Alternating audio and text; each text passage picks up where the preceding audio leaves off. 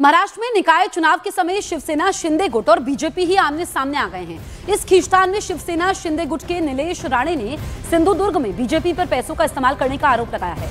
खुद ही रेड कर इसका लाइव वीडियो सोशल मीडिया पर जारी कर दिया है। खास बात यह है कि सिंधुदुर्ग से नीलेश राणा के पिता नारायण राणे ही सांसद हैं। उनके भाई नितेश राणे महाराष्ट्र सरकार में मंत्री हैं, लेकिन हाल ही में नीलेश राणे ने प्रदेश बीजेपी अध्यक्ष रविंद्र चौहान पर भी आरोप लगाए थे। सिंधुदुर्ग में निकाय चुनाव में महायुति के बीच सीट बंटवारा न होने के लिए जिम्मेदार माना था। आणि तुम्हाला पैसे दाखवतो या तुमचं घर आहे, तुम्ही ते पैसे कुठे ठेवले ते दाखवा।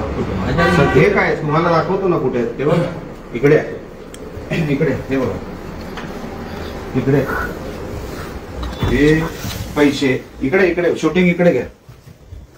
हे पैसे हे आता शिडीने 5-10 मिनिटापूर्वी इकडे आलेले आहेत आणि हे ह्यांचं घर, हे भारतीय जनता पक्षाचे जुने कार्यकर्ते, त्यांची निष्ठा भारतीय जनता पक्षावर आहे आणि भारतीय जनता पक्षाची निष्ठा ही त्यांच्यावर आहे।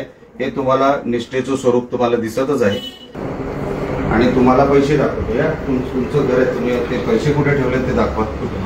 हे काय तुम्हाला दाखवतो ना कुठे ते बघा, इकडे इकडे हे बघा, इकडे हे पैसे, इकडे इकडे शूटिंग इकडे घ्या।